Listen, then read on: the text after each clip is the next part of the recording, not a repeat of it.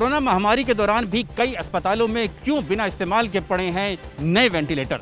नमस्कार, मैं हूं नीरज राजपूत और आज फाइनल असॉल्ट में आपकी मुलाकात कराएंगे भारत इलेक्ट्रॉनिक्स लिमिटेड यानी BEL के CMD से, क्योंकि पिछले साल BELE ने ही 30,000 वेंटिलेटर्स स्वास्थ्य मंत्रालय को बनाकर सौंपे थे। नमस्कार, मैं हूं नीरज राजपूत। और जिस तरह से अभी देश में कोरोना महामारी है और कोरोना महामारी के चलते जो हमारे देश के हजारों जो पेशेंट्स हैं उनको अस्पताल में भर्ती हैं और उनको जरूरत पड़ रही है वेंटिलेटर्स की। लेकिन अगर हम आपको बता दें कि जब पिछले साल कोरोना की पहली लहर आई थी, उसी वक्त जो स्वास्थ्य मंत्रालय है उसने जो हमारे देश की जो डिफेंस PSU है, पब्लिक सेक्टर यूनिट है, BEL भारत इलेक्ट्रॉनिक्स लिमिटेड, जिसको हम लोग जानते हैं, जो हमारे देश के लिए हथियार, आकाश मिसाइल हो या फिर रडार सिस्टम हो, Swati weapon locating radar system हो, वो सब BEL बनाती है। लेकिन ऐसे वक्त में खुद BEL ने ये बीड़ा उठाया देश के लिए और 30,000 वेंटिलेटर्स बनाने का बीड़ा उठाया था। 30,000 ventilators BEL Bharat electronics limited ने वो बनाकर तैयार भी किए, अगस्त तक तैयार हो गए। अब लेकिन फिर से एक बार दूसरी लहर आई है, तो उस वक्त वेंटिलेटर्स को लेकर कमी आई और देखा गया कि बहुत सारे वेंटिलेटर्स अलग अलग राज्यों में हॉस्पिटल्स में पड़े थे जो अनयूज्ड थे, जिनका इस्तेमाल नहीं किया जा रहा था। आखिरकार किस तरह से ये जो वेंटिलेटर्स थे ये BEL ने बनाए और किस तरह से ये वेंटिलेटर्स थे, किस वजह से ये अनयूज्ड रहे, इस सब पर बातचीत करने के लिए हमारे साथ खुद भारत इलेक्ट्रॉनिक्स लिमिटेड BEL के CMD हैं वात्मा जी हैं, उनसे हम लोग बातचीत करेंगे। सर, सबसे पहले तो हमें ये बताइए कि ये जो अभी हम लोग, जैसा कि हम लोग सब जानते हैं, अगस्त 2020 में करीब 30,000 वेंटिलेटर्स बनाने का दावा किया था, BEL ने बनाए थे और स्वास्थ्य मंत्रालय ने जैसे कहा था। तो ये क्या 30,000 जो वेंटिलेटर्स बनाए गए थे और अभी जो हम देख रहे हैं पंजाब में, महाराष्ट्र में, कई राज्यों में अनयूज्ड पड़े हैं हॉस्पिटल्स में, ये क्या उसी का ही हिस्सा है वेंटिलेटर्स का? इसके बारे में हमें थोड़ी जानकारी दीजिए। हमने 30,000 वेंटिलेटर 14 अगस्त तक मंत्रालय को, स्वास्थ्य मंत्रालय को दे दिया था और स्वास्थ्य मंत्रालय राज्यों के विनती पर इन वेंटिलेटर्स को राज्यों को डिस्ट्रीब्यूट किया था। तो हमने ये 30,000 वेंटिलेटर सीधा राज्यों को पहुंचा दिया और उसी समय कई राज्य, चाहे वो महाराष्ट्र हो, गुजरात हो, केरला हो, तेलंगाना हो, दिल्ली हो, इन सब राज्यों में ये इन वेंटिलेटर्स को तुरंत वहाँ पे चालू करवाया गया है। उन्होंने रिक्वेस्ट किया कि हमारा इंफ्रास्ट्रक्चर रेडी है, आप आके इनको कनेक्ट करके हमें सौंप दिया जाए। तो हमने अपने टेक्नीशियंस, इंजीनियर्स को भेज के हमने वो काम वहाँ पे संपूर्ण कर दिया था। लेकिन कुछ राज्य ऐसा हैं जहाँ शायद पहला वेव में कोविड उतना ज़्यादा नहीं था वहाँ पे, तो और वहाँ इंफ्रास्ट्रक्चर भी तैयार नहीं था, तो इसलिए उन्होंने इंस्टॉलेशन के लिए हमें उतना प्रेशर नहीं किया था। लेकिन अब हमारे 30,000 वेंटिलेटर में 29,200 वेंटिलेटर आज तक इंस्टॉल कर चुके हैं और इसके अलावा रिसेंटली 700 वेंटिलेटर को इधर उधर भेज दिया गया। जहां कोविड का प्रेशर ज़्यादा है तो वेंटिलेटर, जहां कोविड का प्रेशर कम है उन जगह से निकाल के जहां ज़्यादा है वहां पे भेज दिया गया। उनको अभी हमने रीइंस्टॉलेशन कर चुके हैं। तो अब भारत इलेक्ट्रॉनिक्स का 29,200 वेंटिलेटर्स आज तक इंस्टॉलेशन कंप्लीट हो चुके हैं। गौतम सर, क्योंकि हम लोग ने देखा कि कहीं हॉस्पिटल्स में जो वेंटिलेटर्स थे वो अनयूज पड़े और कुछ जो राज्य थे उनकी तरफ से ये भी कहा गया कि इनमें कुछ खामियां थी। क्या वाकई में इनमें कुछ इस तरह की कोई खामियां आई थी 30,000 वेंटिलेटर्स में जो BEL ने बनाए थे?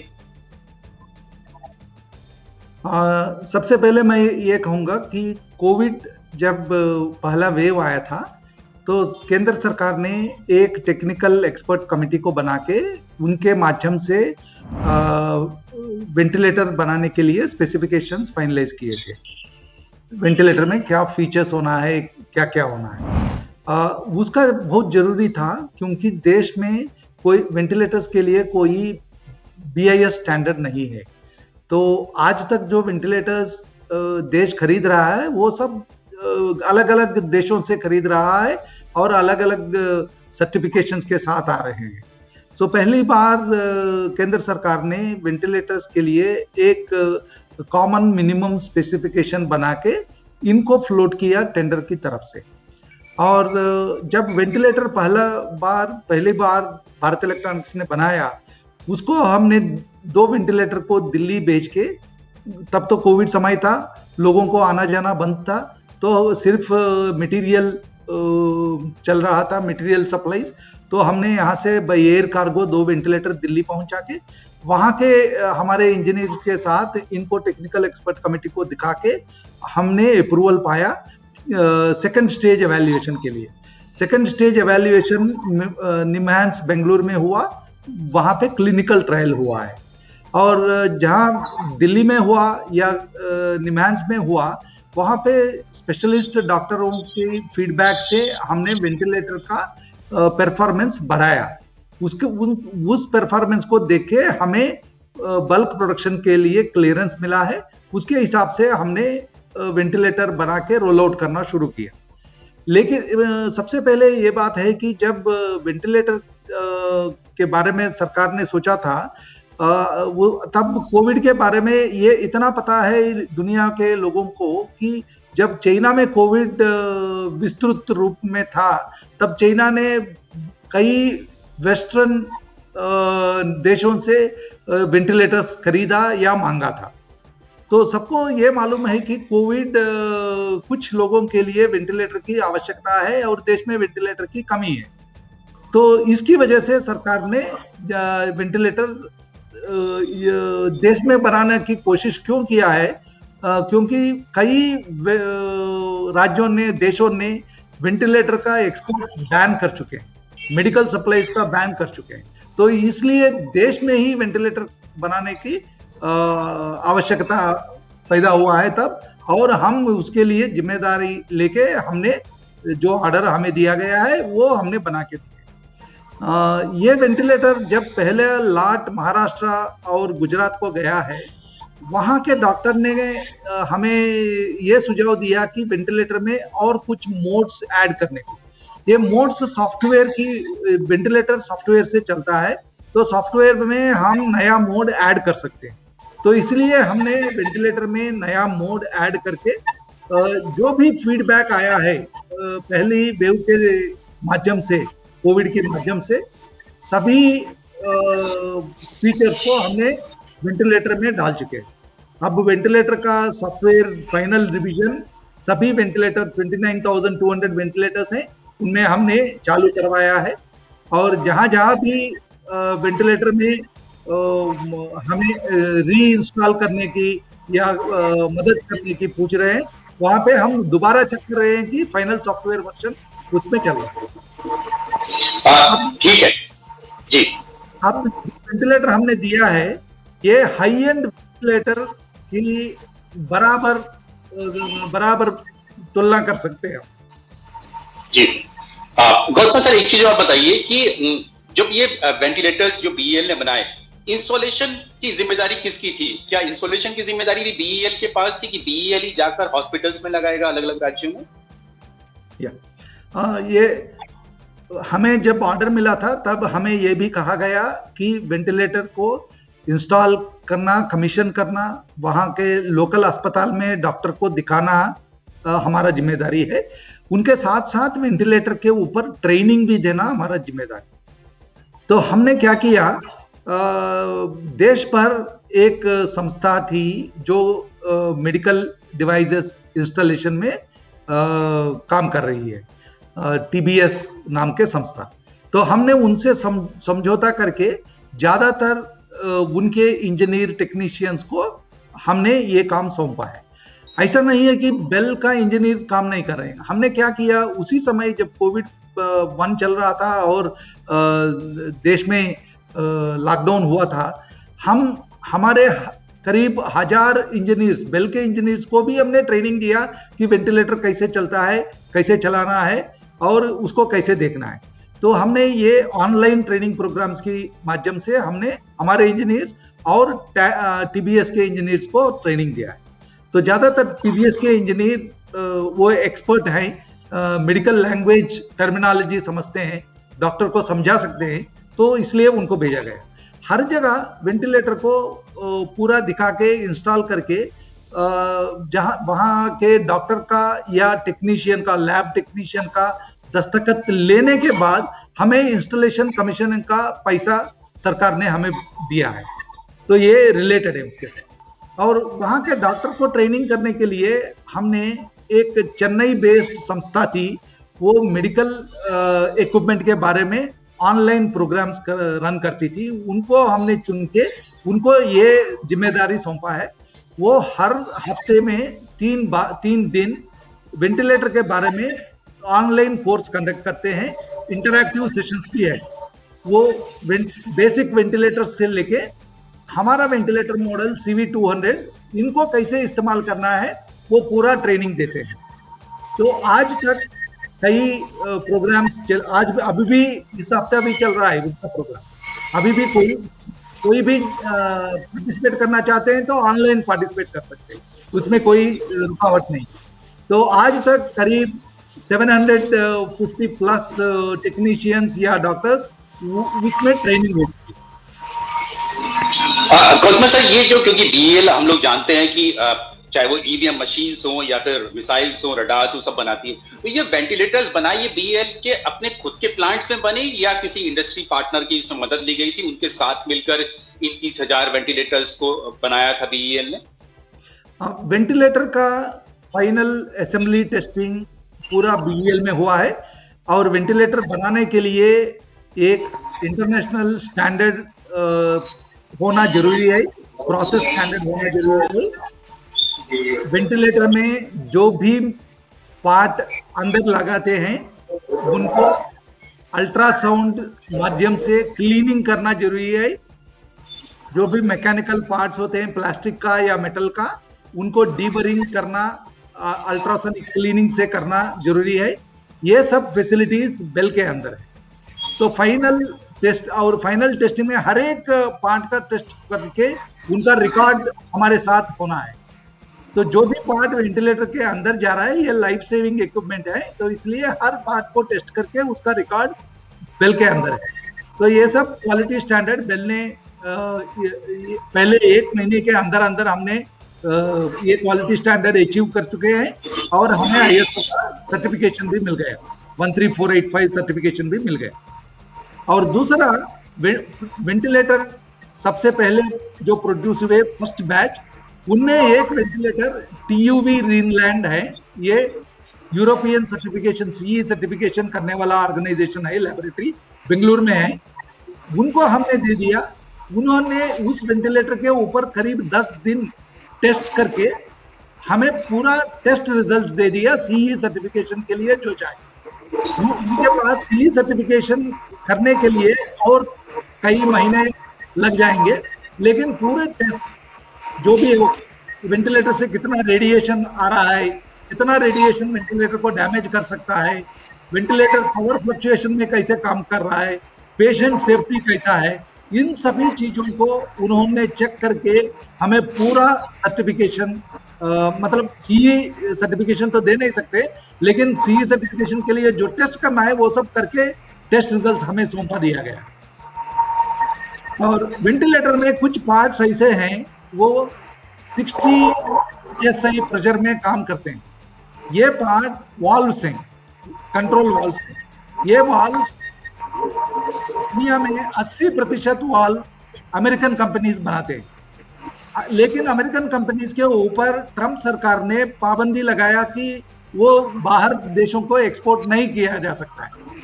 तो इसकी वजह से उन पार्ट्स को इंडिजिनाइजेशन करना पड़ा है। इंडिजिनाइजेशन करने के लिए हमें गोदरेज का मदद मिला है। गोदरेज में और मुंबई में काम किया था हमारे लिए। और एक यूफ्लो कंपनी है राजकोट में, उन्होंने हमें मदद दिया। न्यूकॉन हैदराबाद में है, उन्होंने मदद दिया। ऐसा कई सारे कंपोनेंट्स हमें खुद इंडिया में बनाना पड़ा है। सेलम एरोस्पेस इंडस्ट्री, जानोटेक्स Coimbatore, biomedical engineers Chennai, nice neotech Chennai. मैं ऐसा लिस्ट करता हूँ तो करीब 200 कंपनी कई राष्ट्रों में, कई राज्यों में राज्य सरकारों की मदद से जब पूरा देश लॉकडाउन में था, उन्होंने अपने कर्मचारियों को फैक्ट्री लाके 24/7 काम करा के हमें पार्ट्स का सप्लाई दिया। लेकिन जहां जहां पार्ट्स का सप्लाई कमी था, उस कमी को भारत इलेक्ट्रॉनिक्स ने खुद बेल के अंदर अंदर बनाया। तो हमें 30,000 वेंटिलेटर 4 महीने में करना है। यदि कोई सप्लायर सिर्फ 20,000 पार्ट्स दे रहा है, तो 10,000 पार्ट बेल ने अंदर अंदर कर चुके। तो ये वेंटिलेटर का सबसे महत्वपूर्ण पार्ट है कंट्रोल वाल्व, ये प्रोपोर्शनल सोलेनॉइड वाल्व बोलते हैं, उसको हमने बेल के अंदर भी हमने बनाया। बिल्कुल। तो गौतम सर, जैसे कि आपने बताया कि ये सब बना के 30,000 जो वेंटिलेटर्स थे ये बीईएल ने सब स्वास्थ्य मंत्रालय को और उसके जरिए फिर पहुंचे। तो जैसे कि हमने देखा कि कई जगह पर, कई राज्यों में हमने देखा हॉस्पिटल्स में न्यूज पड़े हुए। तो ऐसे समय में जब कोरोना महामारी चल रही थी, हमारे पेशेंट्स जो थे वेंटिलेटर्स के लिए सब ताक लगाए हुए थे कि कहाँ हमें वेंटिलेटर्स मिले, बेड मिले। तो ऐसे समय में आपका जो, क्योंकि खुद आपने 30,000 वेंटिलेटर्स बनाए अपने कोरोना पेशेंट्स के लिए, देश के लिए, तो आपको क्या ये अटपटा नहीं लगा कि राज्यों ने अपने वेंटिलेटर्स जो है वो अनयूज पड़े हुए थे हॉस्पिटल्स में, उनका इस्तेमाल नहीं किया जा रहा था? अस्पताल में वेंटिलेटर जिस मरीज को यूज करना है वो डॉक्टर का कॉल है, डॉक्टर्स को डिसाइड करना है। लेकिन जहां भी वेंटिलेटर्स पड़े हुए हैं और उनको चालू करना है तो वो जिम्मेदारी बेल का है। लेकिन अभी भी कुछ राज्यों में, प्रदेशों में कुछ वेंटिलेटर को उन्होंने इमरजेंसी इस्तेमाल के लिए स्टॉक रखे थे, क्योंकि ये मरीजों की संख्या हर रोज बदलता जाता है। कुछ जगह आज ज्यादा है तो परसों और कई जगह में हो सकता है कि ज्यादातर मरीज आए। तो इसलिए कर्नाटक एक प्रदेश है जहां पे कुछ वेंटिलेटर उन्होंने सेंट्रल वेयर हाउसिंग और डिस्ट्रिक्ट वेयर हाउसिंग में स्टॉक में रखे थे, क्योंकि वो कोई इमरजेंसी आए तो ये वेंटिलेटर काम आए। तो ऐसा है, करीब 800 वेंटिलेटर आजकल ऐसे इमरजेंसी यूज के लिए रखे गए हैं। बाकी 29,200 वेंटिलेटर आज कई जगह, कई राष्ट्रों में चल रहे हैं। उनमें कुछ कंप्लेंट्स भी आते हैं और हम उस प्रदेशों में हमारे इंजीनियर्स, टेक्नीशियंस से उनको भेज के हम रिपेयर कर रहे हैं। हम हर प्रदेश में, हर राज्य में करीब 8 से लेकर 12 तक हमारे टेक्नीशियंस रखे थे, टीबीएस का हो या बेल का हो, दोनों को मिला के। और कई राष्ट्रों में ये अप्रैल और मई में वेंटिलेटर्स का डिमांड बहुत ज्यादा बढ़ गया, तो वहां पे हमने एडिशनल इंजीनियर्स भी ऐड कर चुके हैं। तो गौतम सर, एक और सवाल, तो क्या आपका ये कहना है बीईएल की तरफ से देशवासियों को, और खासतौर से जो राज्य सरकार और हॉस्पिटल्स हैं, कि जहां पर भी जो 30,000 वेंटिलेटर्स, अगर कोई कमी आती है उनमें, किसी भी तरह की कंप्लेंट आती है, तो उसके लिए बीईएल हमेशा तैयार है, चाहे उनके इंजीनियर्स हो, चाहे सर्विसिंग हो उनकी, या स्पेयर पार्ट्स की जरूरत हो, उसके लिए बीईएल बिल्कुल तैयार है? हम बिल्कुल तैयार हैं। पहले दिन से ही हमने एक टोल फ्री नंबर दे दिया, हमारे ऑपरेटिंग मैनुअल में लिखा होता है, और हर एक अस्पताल हो या इंस्टीट्यूट हो जहां पे वेंटिलेटर भेजे गए हैं, उनको भी पत्र के माध्यम से हमने उनको पूरे वेबसाइट का, ईमेल का, व्हाट्सएप का और टोल फ्री नंबर का पूरा डिटेल्स दे चुके हैं। तो हम पहले दिन से ही जो भी कंप्लेंट है उनको ट्रैक कर रहे हैं और कंप्लेंट्स को तुरंत हम वहां जाके रेक्टिफाई कर रहे हैं। हमें ज्यादातर कंप्लेंट्स वेरी वेगली देते हैं कि वेंटिलेटर काम नहीं कर रहा है। वहां जाने के बाद पता लगेगा कि क्या काम नहीं कर रहा है। और दूसरा कंप्लेंट आता है कि ऑक्सीजन और हवा की परसेंटेज को FiO2 कहते हैं, ये FiO2 ठीक नहीं है। तो वहां जाने के बाद हमें पता चलता है कि ऑक्सीजन का प्रेशर, गैस पाइपलाइन का प्रेशर अस्पताल में ठीक नहीं है। तीसरा हमें ये कंप्लेंट आता है कि ऑक्सीजन FiO2 का मेजरमेंट सही नहीं है, प्रेशर सही है लेकिन मेजरमेंट। वहां जाने के बाद हमें देखना पड़ता है कि ऑक्सीजन सेंसर ठीक काम कर रहा है या नहीं। और 30% ऐसे कंप्लेंट हैं जहां पे पेशेंट सर्क्यूट में डिस्पोजेबल आइटम्स हैं, चाहे वो बैक्टीरियल फिल्टर हो या flow sensor, by directional flow sensor हो, इनको रिप्लेस नहीं कर रहे हैं। वो प्लास्टिक पार्ट हैं, वो एक पेशेंट के ज्यादा नहीं चलते और कोविड के समय में इनको दूसरे पेशेंट को नहीं लगाना चाहिए। तो कई जगह हम जाते हैं और नया सेट डाल के देखते हैं तो इंस्ट्रूमेंट अपने आप तुरंत काम करने लगता है। तो ये चीज डॉक्टर्स और वहाँ के टेक्नीशियंस को थोड़ा ख्याल रखना पड़ता है। तीसरा है फ्यूज, हमारे सर्क्यूट या कंप्रेसर में प्रोटेक्शन सर्क्यूट्स हैं वेंटिलेटर या कंप्रेसर यूनिट में। तो कई जगह पावर फ्लक्चुएशन इतना ज्यादा आता है, पावर फ्लक्चुएट होता है, कंप्रेसर ऑन होता है तो ज्यादा स्पाइक्स आते हैं। तो ये वेंटिलेटर का स्पेसिफिकेशन के हिसाब से उस स्पाइक्स को, ज्यादा स्पाइक आ रहा है तो प्रोटेक्ट करना है, तो प्रोटेक्शन फ्यूज उड़ जाता है। तो हमें फोन आता है तो हम तुरंत लोगों को भेजते हैं फ्यूज के साथ और फ्यूज रिप्लेस करके मशीन को चलाते हैं। तो हमने देखा कि जो मशीन कंटिन्यूअसली अच्छे ढंग से यूज हो रहे हैं, पावर सप्लाई सही है, ऑक्सीजन प्रेशर सही है, तो कई दिनों एक मरीज को लगा के कई अस्पताल में चल रहा है, उसका कोई प्रॉब्लम नहीं। केरला एक राज्य है जहां पे हमने पूरे वेंटिलेटर को एक गवर्नमेंट अस्पताल को भेज दिया था पहले। वहां के हेड ऑफ डिपार्टमेंट ने, वहां के बायोमेडिकल इंजीनियर ने बैठ के हर एक वेंटिलेटर को, पूरे वेंटिलेटर स्पेसिफिकेशंस को चेक करके उन्होंने वेंटिलेटर को डिस्ट्रीब्यूट किया, उनका अप्रूवल दिया। उसके बाद हमने वहां के अस्पताल में जाके इंस्टॉल किया था। हमें उतना कंप्लेंट केरला से नहीं मिल रहे, तो वह अच्छा लोगों को पता है कि कैसे चलाना है, कैसे चलता है, और उसे कई लोगों की बचत हुआ है इस बीमारी से। बिल्कुल सर, बिल्कुल आपने बिल्कुल ठीक कहा कि इस जो वेंटिलेटर्स बीईएल ने ऐसे समय में बनाए, उसी से ही जो हमारे देश के जो कोरोना से पीड़ित मरीज थे उनकी जान बच पाई, काफी लोगों की बचाई। और अब खुद जो सीएमडी हैं बीईएल के, उन्होंने खुद भरोसा दिलाया है कि अगर कोई भी किसी भी तरह की कंप्लेंट होगी, कोई भी अगर वेंटिलेटर में आती है, तो उसके लिए बीईएल के इंजीनियर्स, टेक्नीशियंस, ऑफिसर्स सब बिल्कुल तैयार हैं। और कोशिश यही रहेगी कि इन वेंटिलेटर्स के जरिए जो हमारे देश के मरीज हैं उनकी जान किसी तरह से बचाई जाए। बहुत बहुत धन्यवाद आपका सर, एबीपी न्यूज से बातचीत करने के लिए। और सारी जितनी भी शंकाएं थी या जो लोगों के मन में जो भ्रम था वेंटिलेटर्स को लेकर कि किस तरह से ये अनयूज पड़े हैं, क्या उनकी इंस्टॉलेशन में कोई कमी है, आपने उन सभी सवालों का जवाब दिया, उसके लिए बहुत बहुत शुक्रिया आपका। नमस्कार। धन्यवाद, नमस्कार।